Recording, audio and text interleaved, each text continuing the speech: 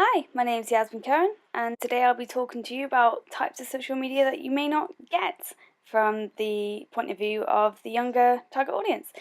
So this will mainly be about YouTube, which is an online video sharing platform, and a little bit about Twitch as well, which is an online video streaming platform, mainly to do with gaming. So to start off, my generation, also known as Generation Z, which are people born mid or late 90s or 2000s, are the digital generation. We're impatient. Whenever we want things, we can get them pretty much straight away. We grew up with digital, so it's the norm for us. And also online social media is norm. I remember being 12 years old and playing Habbo Hotel, talking to people from all around the world, and it did not seem weird to me whatsoever. So this is pretty average for us. Our phones are our lives. Twitter, Facebook, everything like that is just general everyday things that we do. So, because of this, we don't really watch TV anymore. A lot of my friends, we do actually prefer to watch YouTube and Twitch and things like that over normal TV. This is mainly because we feel they are real people. There is a mixture of creative talent that we get to choose from on there, be it cooking, exercise, creative channels, music channels, whatever. Our input matters, or we feel that it matters. If we put a comment, we know that it's going to be read, and if a lot of people agree with us, then that might even influence the channel that we're watching to change due to our comment. Also, anyone can be on YouTube, anyone can upload to YouTube, which is brilliant, for free as well. And it's a brilliant way of unleashing your creative outlet and having an extension of your CV. I mean, how amazing is it to go to an employer and to say, yes, I can do digital design, or yes, I am a creative person, and not only say that, but show it to them through YouTube videos that you've made yourself. Show them how amazing at editing you are, or anything like that. So the main question is, how is this social media? And that's a very good question. So these are some YouTube statistics that I've pulled from online. There are 500 tweets per minute containing a YouTube video. 100 hours of video are uploaded per minute. 700 plus videos are shared on Twitter each minute, and 6 billion hours of video is watched a month. Advertisers spent $5.6 billion in 2013 alone, and YouTube gained $1.96 billion in digital ad revenue in 2013. Generation Z, as I said earlier, my generation, 83% of us will visit YouTube at least once a month, which is definitely true. I know I visit YouTube pretty much every day of my life. So this just shows you that the videos that are being posted on YouTube aren't just being posted there. They're being shared around. They're being talked about. They are social media. They're being interacted with. This is because YouTube's success feeds from social media. People don't just put a video up and expect it to go viral. No way. So this diagram shows that after people have made their video, edited it, sorted out the info, the tags, the thumbnails, this doesn't stop there. They need to get it out to people to actually watch their video. So they will make a tweet about it, try and make it as interesting as they can in the limited amount of characters they have, put a Facebook post about it, put a little video on Instagram or Tumblr, or a picture of it on Tumblr or Instagram, and try and put it on forums such as Reddit or anything that they can find that is related to their video. Now, with this in mind, I try to do this for my own channel. I'll link the video in the description below if you want to check it out. So this video that I made was just basically me dancing around like an octopus in London, around all the tourist attractions. This was based around a game that was very popular at the time called Octodad, and I was just basically trying to make a viral video, I suppose, just trying to make something that people would enjoy, find interesting, and see how far I could push it. So what I did was I instantly tweeted it to the makers of the game, who tweeted about it straight away as well, which was very nice of them. It helped me a lot. I put it on their Facebook page as well. I made a little video about it, put it on my Instagram. I made GIFs and put it on Tumblr of what people were commenting, because people were commenting little quotes of what people were probably thinking whilst I was dancing. So I made them into GIFs, letting people know that I had listened to their comments and acting it out for them. So that was quite cool. I also found as many articles as I could about it on Google and wrote it in the comments, and also put it on forums such as Reddit. Now, one of the vital things that I realised whilst doing this was that I should not do it in first person, because if you do it in first person, it will get immediately voted down. You need to write it in third person, as if like, hey, I've just found this really cool video, because the public, for some reason, just do not like to know that you're trying to put out your own creation, and they will just thumbs it down straight away. So do the third person approach, and people will be a lot nicer to you. And yeah, eventually I did get it to 1,000 views in 48 hours, which was pretty good, I thought, because I only had about 200 subscribers at the time, so I was quite happy with that. So, overall, these YouTubers are social media gurus. They know that their viewers are the key to their success. So anyone wanting to know more about social media can learn a lot from them. Look at Justin Bieber, for example. He was found on YouTube. He had a loyal fan base. He was very thankful to everyone who was a fan of him. But when he got taken out of that environment, he seemed to forget about the social aspect that will come with YouTube. He wasn't thankful to his fans anymore. He was spitting on his fans. He wasn't realizing who it was that got him to where he was. And it just wasn't good anymore. He kind of lost it all. But then compare this to the biggest guy on YouTube at the moment, PewDiePie, and his subs are just going up and up and up. He makes a living off of YouTube, and he goes to red carpet events, gets early game releases. He's a constant social media presence and is always thanking his viewers. You can't really see it there, but I've got a screen print of his Twitter, and as soon as I went on his Twitter, one of his most recent tweets was saying, "Thank you, without you guys, I would not be where I am today."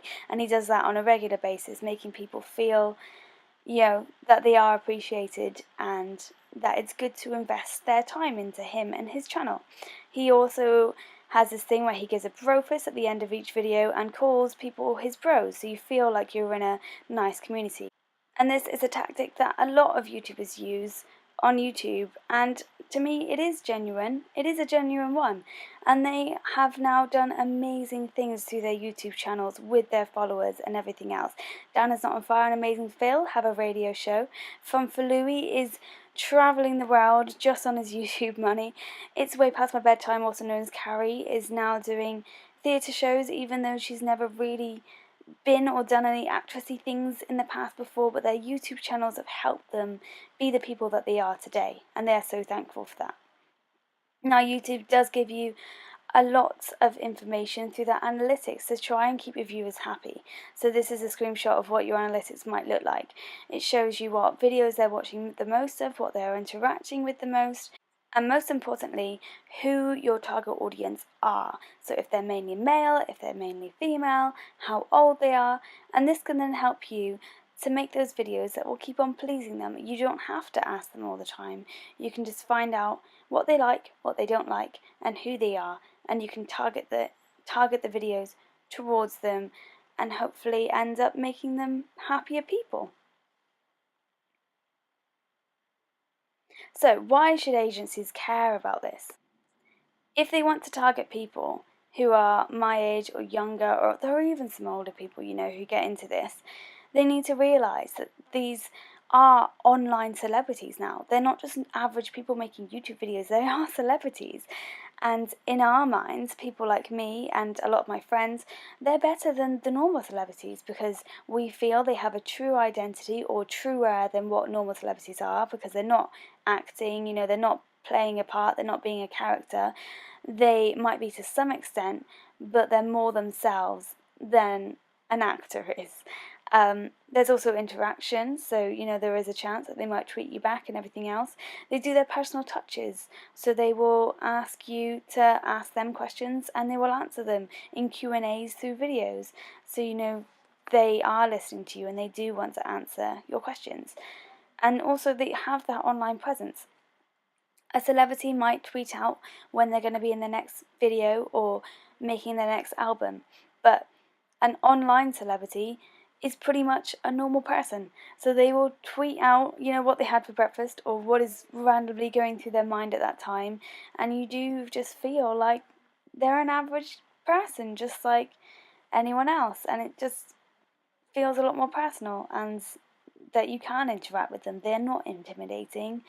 And yeah, that to us is way more appealing, and agencies need to realise this, and you can use it to their advantage. So I do know that some agencies have already clocked onto this, and they can use things in their advertisements, such as JWT. They realised that online trends were actually pretty big and pretty global, and it attracted a younger audience, something different than the audiences that watch TV and look at billboards and things like that, because we are constantly on the internet. Even if we're travelling, we will be looking at our phones on Twitter or whatever. So it's really important to get those in there. Channels such as Pup, who has over 1 million subscribers that do optical illusions online, they have quite a high possibility of getting a viral video, and when they do, that can be used to your advantage. You can try and maybe copy it, or even get in touch with them and say, oh hey, can we use this for a new advert coming out, or something like that. And also just the online personalities, they're a lot cheaper than normal celebrities. You could get hold of them. So now just a little bit about Twitch, as it's not as big because it's still quite new, but it is getting bigger and bigger every day.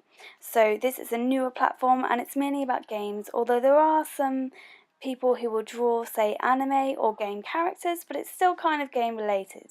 And what is so amazing about this is that it live streams the gameplay or the drawing or whatever it is, and you can chat while you watch it, and this is all live. So the player can talk to you in real time. They can talk back while you send them a message, and then they can respond to it through the video, and it's just amazing. You can influence their gameplay, so say if the game that you're watching has missed a chest and you really wanted to see what was in that chest, you can say, hey man, you forgot to open that chest, and then they're like, thanks for writing that in the comment section, I would have totally missed that. So it's brilliant. You become a part of a wider community, you're talking to people in the chat as well as the gamer themselves. Now, a recent example of that is Twitch versus Pokemon. It was interactive and it was entertainment. It was just a really good example of how to be innovative using this new online streaming platform. So people were globally playing Pokemon just by typing the controls down into the chat, and it was brilliant. It actually works, and they actually finished it, and they're going on to play the other ones, and it's just amazing how that was done. And some guy just coded that himself and just put it out there, and it just shows you what can be done in the future. It's all very exciting. It's very exciting stuff. And also one thing that Twitch has done, which is made very popular, is esports. Now it's very easy to get involved in this esport-ness because you just go on Twitch and you just challenge people from around the world to play you on these online games, such as League of Legends. It's like a very popular one, and I know a lot of agencies are getting involved in this, a lot of gaming ones anyway, like Activision, Blizzard, Ubisoft. They're building more games that can be used for competitions. They can be used for esports played through Twitch, and it gives the games way more coverage and advertisement. So basically, the only way is up for this video sharing platform and this video streaming platforms. It's becoming way more interactive, becoming a lot more innovative and exciting in the things that you can do with them. It's personal, it's a really good source of creative outlet. For me, I think it's the best form of creative outlet. There's loads of trends that go on online. If there's a trend online, it can be around the globe in seconds. It's just crazy how that happens. And yes, it's at a younger target audience that you can reach, but also that goes beyond that. People are starting to realise now what YouTube does. I know my mum watches YouTube every now and then to help her cook, so it is getting a lot bigger, and you need to just jump on board. And even if you're not going to use a YouTuber or anything like that, then you can use what they do and kind of assert it to what you do as a brand or a company. So you need to realise that brand identity doesn't have to be plain and boring. You don't have to just put your corporate videos on YouTube. You can put behind the scenes. If you're doing something cool for a client, put it up there. And don't forget, don't just put the video up there. You've got to use those social media to get people to watch the video and actually pay attention and get interested. So yeah, just jump on board and get involved with it all. So thank you for watching. I hope you found this interesting, and I hope it helped in some way. So if you want to talk to me more, I'll put all of my links down below. You can find out more about me, and you can contact me if you wish to chat any more about this at all, because I like chatting. So yeah, thanks. Bye.